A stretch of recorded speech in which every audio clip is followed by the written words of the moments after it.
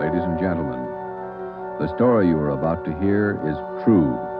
Only the names have been changed to protect the innocent. NBC brings you Dragnet.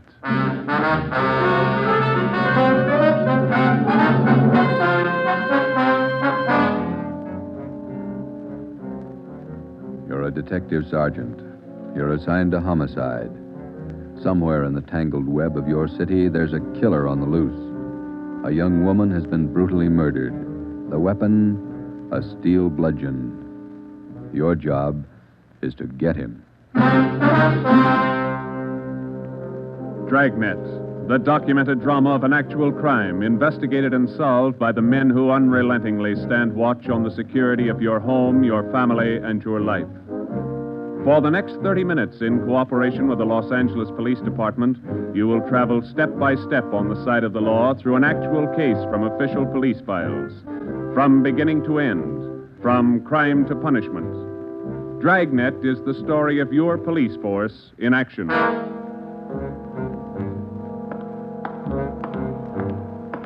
It was Thursday, March 19th. It was foggy in Los Angeles. We were working the night watch out of homicide detail. My partner's Ben Romero. The boss is Ed Backstrand, chief of detectives. My name's Friday.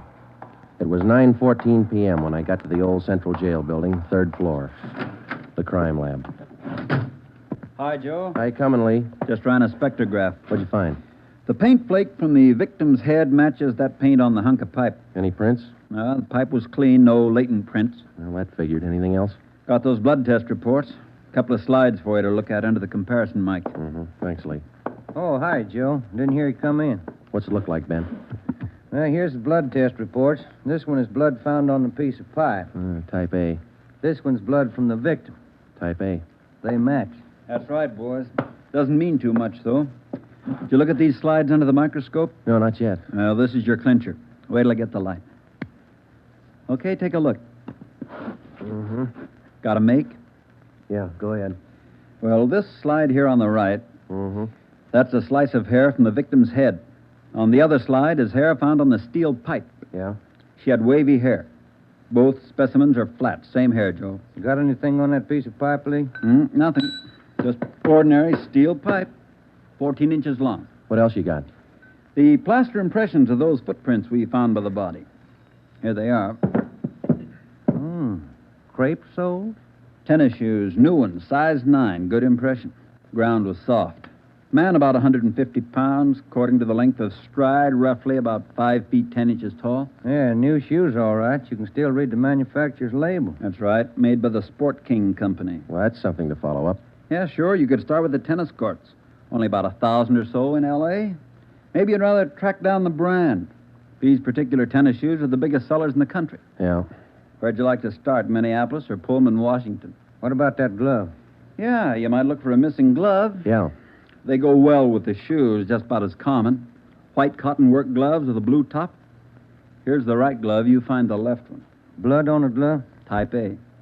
Well, that's good evidence, Jones, but where's the lead? Now, look, I don't ask you to pay my parking tickets. You want to see blow-ups? Okay. Right over here.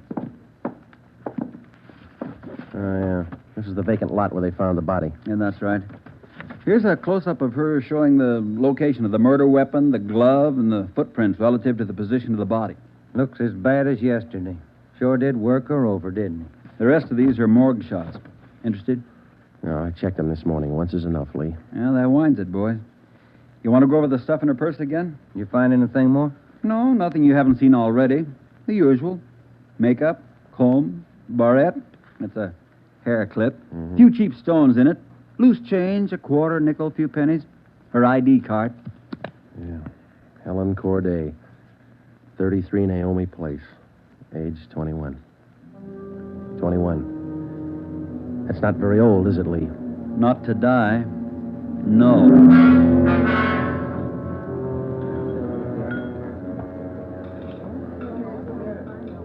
Helen Corday. Who could kill Helen Corday? Why? Why do you say that, Mr. Meyer? People kill for money. They kill for love. Helen Corday had none of these. No boyfriend? Not in here. No, she was a good worker. 5 different waitresses the union sends me 1 month. 5! Did the union send Helen to you? Oh, sure. All the girls come from the union, but none like Helen. Oh, she was sweet, honest, and courteous. Mr. Meyer, did you know anything about her personal life? Only that she was a good worker. Everything else she took home with her from this place. Did she ever mention any men to you? Anyone at all? No gentleman, not one. No. How much money did she make here? Well, I paid her $26.50 a week, every Tuesday. And not much salary for so much work, but the tips are very good here. Nice customers. Mm-hmm. Nice. This her home address, 33 Naomi Place? 33 Naomi, yeah, that's right, yeah. Thank you very much, Mr. Meyer, for your time. I wonder what kind of a person does things like that. Who could kill Helen Corday? Everybody liked Helen. Helen Corday? I never liked her. Come on in the office, boys, where we can talk. Never liked her because I never knew her. You the head of the union? Not just a steward. I know most of the girls. This Corday girl, what'd she look like? Small brunette, about 5'3". Here's a picture. Yeah. Pretty girl, wasn't she? Oh, sure. Placed her out at Otto's place. Nice little Dutch fella. Otto Meyer. That's right. He seemed to think quite a lot of her. Yeah, she was a fine worker. Oh, sure. Always right up on her dues. Paid all the assessments right on time. Thought you said you didn't know her. Well, not right off, I didn't, but when you showed me that picture there, placed her right away. You know anything about her personal life? Wait a minute. Why all these questions? Helen Corday was murdered last night. Oh. Who did it? You know anything about her personal life? Well, you can see my position, Sergeant. 1,200 girls. Check 'em in, check 'em out. Just names to me till I see a picture of 'em. You wouldn't know if she had any boyfriends here in the union, waiters, busboy? That I wouldn't know. Like I tell you, Sergeant, I never knew Helen Corday. Sure, I knew Helen Corday. Gus plays a nice piano, huh, Sergeant? Yeah. I read about it in the paper this morning. How long you been selling pianos here at this place? About as long as I knew Helen. 3 years. How'd you find me? Helen's landlady, we talked to her yesterday. She told us she worked here at this piano store. Oh. It's funny, isn't it? What's funny? See Gus over there? That fellow demonstrating the piano? A few weeks ago, I made a deal with him to give Helen piano lessons. I figured it would help her with her singing lessons. Wanted to be a singer, you know. Did Helen know that fellow, Gus? No, she never met him. Who gave her the singing lessons, Miss Olson? She took from Ostrander. Paul Ostrander out on Melrose. A lot of movie people used to take from him. What do you know about her personal life? How do you mean? Does she have any boyfriends? Well, yes. You don't seem sure, Miss Olson. Well, it's just that I don't know. I never asked Helen. But she did have a few dates with Paul Ostrander. I don't think she was serious. How about Ostrander? Gee, I don't know, Sergeant. I don't want to involve anybody. You want to help us find the killer, don't you? Well, yes, but if you're thinking Paul Ostrander did it, no, I'm sure he didn't kill her.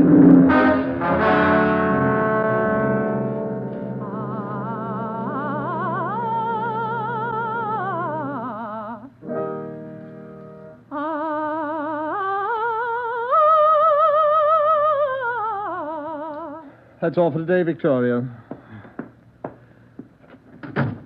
No, gentlemen. I did not kill Helen Corday. You gave her singing lessons, Mr. Ostrander. You knew her pretty well? Yes, I gave her voice coaching for about 1.5 years. Helen showed a little promise. Not a great voice, a bad vibrato. You knew her pretty well? Why do you say that? Mr. Ostrander, didn't you used to take her out once in a while? No, I didn't know Helen socially at all. We know you had dates with her. That's not true. Only times I saw her was when she came here to the studio for lessons. You better tell the truth, Mr. Ostrander.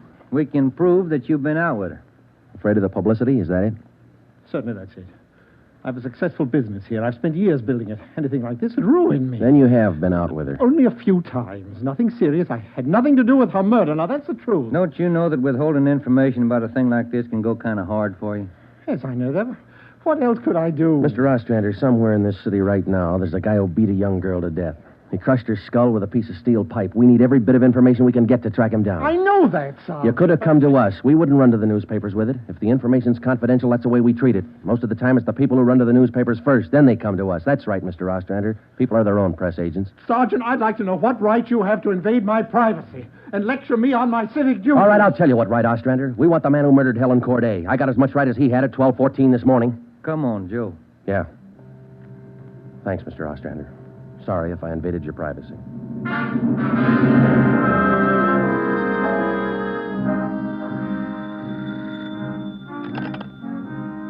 Chief of Detective's office, Helen. No, I'm sorry, ma'am. You got the wrong extension. Try 2511. You're welcome. Hi, Friday, Romero. Chief's been looking for you. Thank you, Mike. Come on, Joe. Yeah. Hello, Joe. Ben, sit down. What'd you get? A notebook full of notes. A crime lab full of evidence. Nothing to tie them together. These some of the people you interviewed? Yeah, those and about a dozen more we didn't even take notes on. It's hard to figure, Skipper. Everybody seemed to like this girl. Helen Corday. No known relatives. Single, unattached girl, living all alone in the city. Few friends and no enemies. None we can find anyway. Are you satisfied that all the people you interviewed are in the clear? Well, if we're going to stick to the simple robbery motive we are, the kind of money Helen Corday made wouldn't interest those people. How are you doing on the outside leads? Nothing. If we could just find one hole someplace, anything. All right, now look. You've got a lab full of evidence across the street. You've got a book full of names here. You've got the pieces. Now fit them together. They just don't add. Well, go over them and keep going over them until they do add. Anything from the informants? No, nothing so far. No tips on anybody that's been dough-heavy lately. Nobody shooting off their mouth. The guy we want won't advertise. Figures himself a pretty smooth operator. But he probably made a mistake somewhere along the line. We'll find it. Got a hot shot, Ed. Yeah? 3220 Casino. Woman, probable attack. All right, Friday. You and Ben run it down. We ran down the hot shot call for 3220 Casino. Turned out to be a typical dead-end lead. Her name was Mrs. Lillian Horn. For the past 5 years, Mr. Horn had been paid regularly on Wednesdays. He spent all day Thursday drinking up his paycheck and beating his wife. The call had no connection with the Corday murder. We made the usual call into communications. Unit 80K to Control 1, 80K to Control 1. Control 1 to 80K, go ahead. On that probable attack, 3220 Casino, code 4. 80K, roger. 80K to Control 1, KMA 367. That was the beginning. For the next 3 days, we followed up every lead and every call, but they were all blind. All units were alerted, and they had as much information on the killer of Helen Corday as we did. Ben and I cruised throughout the entire Central Division. We covered every probable call that might have some connection with the murder. Attention, Unit 41R. 1654 Swanson Terrace, a woman, victim of probable attack, code 3. Unit 41R. It didn't make any difference what the call was. If there was a possibility it might tie in with the Corday murder, we ran it down. We made it a 24-hour job. So far, if the killer made a mistake, we hadn't been able to find it. The Corday funeral was on Monday. They were all there. The girl's landlady, the voice teacher Ostrander, the girlfriend Marie Olson, the man from the union, and her boss Otto Meyer. But nobody else we hadn't checked. That was Monday afternoon. Monday night, we went back to the old routine, tracking calls during the night in the squad car, picking up small threads that led nowhere. 3 more days of the same thing. Thursday morning, 1 week after we found Helen Corday's body, we got an anonymous phone tip. I know who killed Helen Corday. His name's George Barlow. He lives at 418 White Oak Avenue.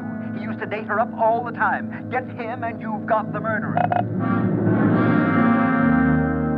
We checked George Barlow and about 10 others just like him. None of them knew Helen Corday. Saturday night, Ben and I were back in the squad car cruising the Central Division. Saturday night's a good night for robbery. By 10 p.m., we'd run down 4 various calls. 123, code 1. 123, roger. 12G, call your station. Unit 13R, 1254 Tower Road. A woman screaming. Investigate the trouble. Code 2. Let's handle that one, Ben. Yeah, okay. I'll notify communications. Unit 80K to Control 1. 80K to Control 1. Control 1 to Unit 80K. Go ahead. On your 1254 Tower Road call, we're in the vicinity. We will handle. 80K, roger. 80K to Control 1, KMA 367. Let's go, Ben. Control 1 to 13R. Disregard your last call. Handled by 80K. Yeah, it should be right about here. Oh, here it is. 1254. That man who tried to kill me is running down the street there. Where? He's getting to that corner street. He tried to kill me. Come on. Where'd he go, Joe? Turn right at the next corner. That's him up ahead. He's got a good lead on us. Hit the siren. He's gaining, Joe. Took a left at the next corner. Oh, he isn't going to stop. Close in as tight as you can, Ben. Down to the floor now. Swing out to the left a little. I'm going for his tires. Right. All right, that'll slow him down. Pull up on him. Yeah. All right, you. Keep both hands on that wheel and get over to the curb. Cover me, Joe. Right. Out of that car, mister. Shake him down. Hey, take it easy, will you? I haven't got a gun. Put the cuffs on him. Hey. Well, you boys work fast. What am I do with the gas chamber? Just save that, mister. It's pretty rough treatment for speeding. All right, come on, you. Look, I got a right to know where you're taking me. What's the charge? We'll let the girl tell you. What girl? You just sit there and be quiet, huh? Oh, I know where you're going. The place back on Tower Road. Well, I asked to use the phone. The girl slammed the door in my face. I don't know what you cops are trying to prove. I just wanted to use the phone, that's all. I even tried to scare her a little. I told her I'd hit her over the head if she didn't let me use the phone. It's a laugh, huh? All right, you get out. Yeah, I suppose so. Get out. Hey. I got nothing to hide. That little girl's gonna lie. You know that, don't you? Who's there? Police officers. It's the man. That's him. He tried to kill me. His full name's Frank Philip Larson. They had no previous record. This the girl's report? Yeah, that's it, Skipper. Judy Scott. How old is she? He's 19. She's a babysitter. Real tough boy, isn't he? Forced his way into the house, beat her about the neck and arms. A tire iron. We found it in his car. Jones is running it through the crime lab. Asked her if she had any money. She told him no. Struck her again. Where's this Larson live? Hotel out near Santa Monica. He's a clothing salesman, Ed. Works for a big men's store, Burns and Company. According to the house book sales record, he bought a pair of tennis shoes 2 weeks ago. Weighs 158 pounds, 5 foot 11 inches. Tennis shoes are missing. They're not in his hotel room, and he's not wearing them. What else did you find? A rhinestone. You mean a pin? No, just a small loose stone recovered from the rug in Larson's room. Crime lab got it? Working on it now. Ed, I think...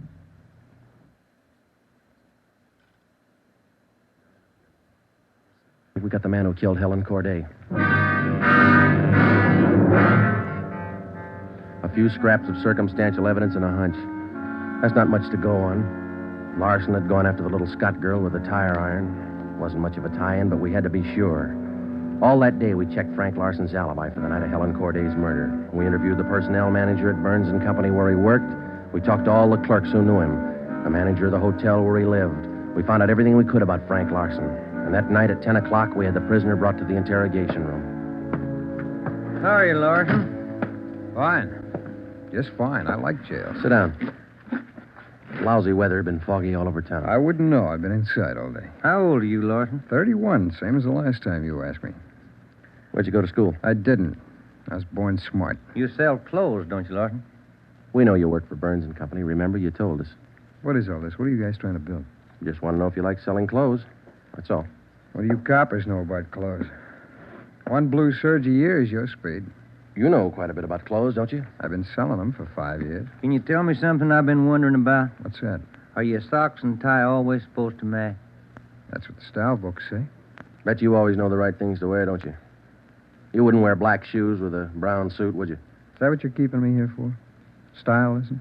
Oh, would you? Would you wear black shoes with a brown suit? Most people wouldn't. Bet you wouldn't wear brown shoes with a tuxedo either. I've been smoking too much. You got a glass of water? Oh, yeah, sure.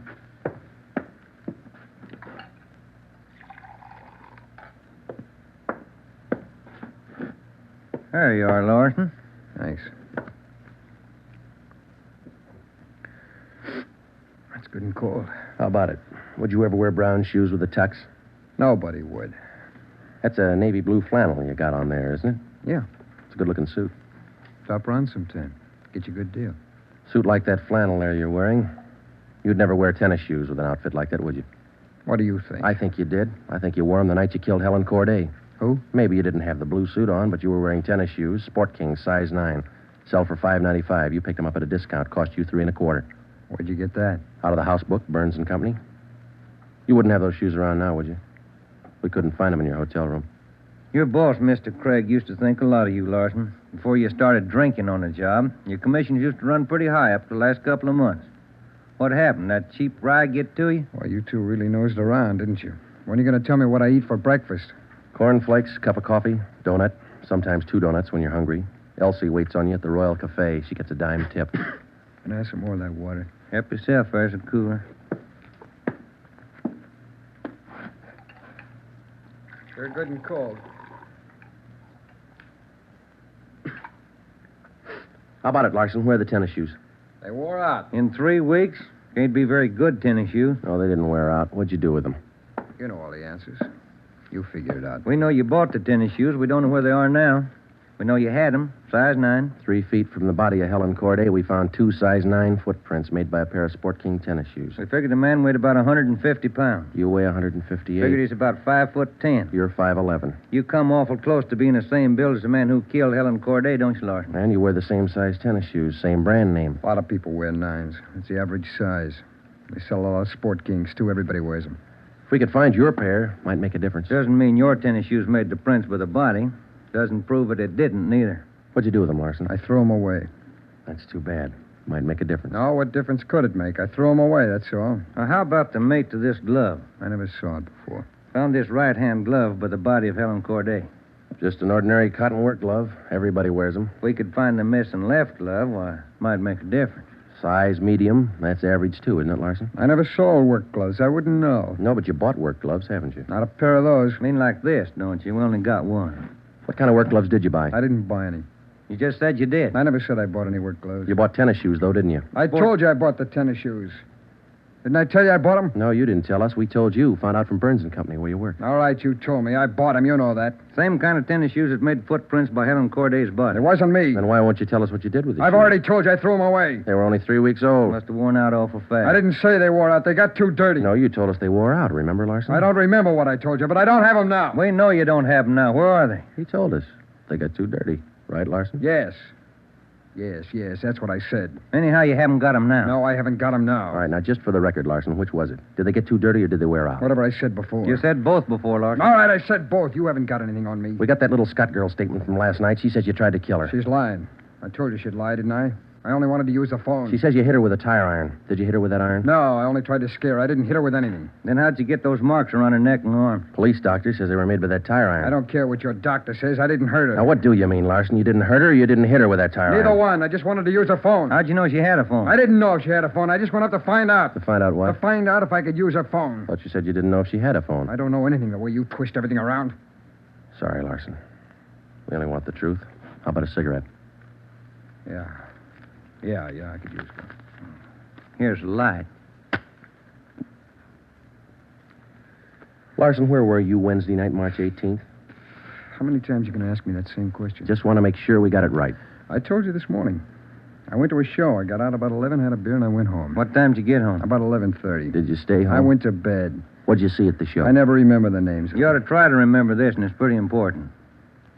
Well, it was a deluxe theater. It was Spencer Tracy and something. What was on when you walked in? The news. I never go in the middle of a picture. Neither do I. Spoils them for me. Yeah, that's right. The girl in the box office doesn't remember seeing you go in. What'd she know? It was Keno night. There was a big crowd. Did you win anything? I never do. Anybody hit the jackpot? I don't remember. They give away a lot of money at those neighborhood theaters. I always remember who hits the jackpot. Well, all right, you do. I don't. Do you remember if anybody won the jackpot? I told you, no. Did they have a jackpot at that show? I guess they do. I don't know. You know it was Keno night. You should know if I had a jackpot. Maybe they had a jackpot. I don't know. I went out for a smoke. You said the cartoon was on when you walked in. Why do you always twist what I say? I told you the news was on when I went in. You remember anything about the newsreel? It was 10 days ago. How do I know what was in it? I only know it was a newsreel, that's all. You're lying, Larson. We checked your alibi. The manager of the theater had to cut the newsreel Wednesday night because the show was running long with Keno night. You didn't go to the show Wednesday night, did you? All right, maybe I didn't. I don't remember. What's the difference? The difference is you could have been in that vacant lot the same night, the night Helen Corday was murdered. I didn't kill her. You can't prove I did. Interrogation room, Friday. Hiya, Jones. It did, huh? You're positive. Yeah, okay. Thanks, Lee. Sure you don't want to tell us what you did with those tennis shoes? I'm not going to go back over all that. I've told you guys all I'm going to tell you. You know how the Corday girl was murdered? How would I know? I don't know anything about it. She was on her way home from work, as usual, about midnight. Of course, you were home in bed about that time. But you didn't go to the show that night, Larson. On her way home, Helen Corday always took a shortcut across a vacant lot. She was about halfway through the lot when the murderer tried to grab her purse. She screamed and he struck her. Hit her several times with a piece of steel pipe 14 inches long. He beat her to death with that piece of steel pipe. Then he dropped the pipe in the right-hand cotton work glove. He left 2 footprints, size 9, Sport King tennis shoes. I know all that. Well, here's something you don't know. When the killer scooped the paper money out of that girl's purse, he accidentally took along a loose rhinestone, a stone that fell out of a cheap barrette in the bottom of her bag. He carried that stone home with him. When he reached in his pocket to pull out the money he stole from her, the rhinestone fell on the floor. So? We found that rhinestone on the rug in your hotel room. Well, I haven't lived in that hotel room all my life. Maybe the tenant before me dropped it there. No, not this one. We checked the cement that held it in that barrette. It matches the glue on the stone. No, Larson, that rhinestone came from the hair clip that Helen Corday wore before she was murdered. And that's enough to take you to the district attorney with. What am I supposed to say? We want you to tell us the truth. Why did you kill Helen Corday? Yeah. You want the sandwiches and coffee now, Sergeant? Bring them in, Mike. Looks like we're going to be here a long time. Yeah, I brought you ham, cheese, and liverwurst. And some fruit. Coffee's black. Cream and sugar on the side. Thank you, Mike. It looks good. What kinds you want, Larson? Ham, cheese, or liverwurst? Oh, you're not hungry? Okay. Sandwich, Joe? No, thanks. I think I'll have an apple, huh? Yeah. Okay. I fixed you a plate there, Larson. Coffee's right here. It's a fine apple. Nice and fresh. This a Washington apple? Yeah, I don't know. Is that coffee hot enough? No, it's fine. Where'd Mike pick these up? Well, across the street. Eddie's? Yeah, Oh, it tastes good. Well, drink your coffee anyway, Larson. It's getting cold. All right! I didn't want to kill her. She screamed and I hit her. All I wanted was her purse. That's all I wanted. She wouldn't give to me. She had to fight back, so I hit her. I didn't want to kill her. All she had to do was give me the purse, and I wouldn't have hurt her. I was drinking, and I didn't know what I was doing. I was drunk. I didn't mean to kill her. I didn't mean to kill her. Mike. Yeah, Joe? Stay with him. We'll call the stenographer.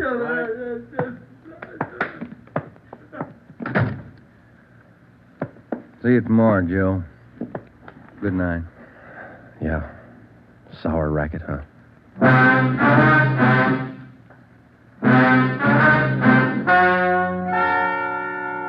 The story you have just heard is true. Only the names were changed to protect the innocent. Frank Philip Larson was tried and convicted of murder in the first degree. He was executed in the lethal gas chamber at the state penitentiary.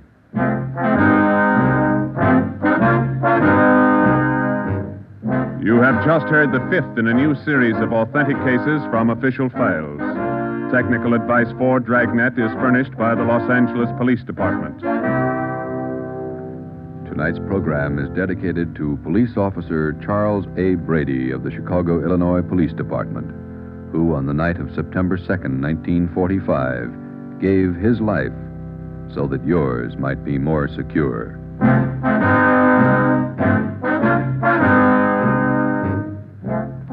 Dragnet came to you from Los Angeles. This is NBC, the national broadcasting company.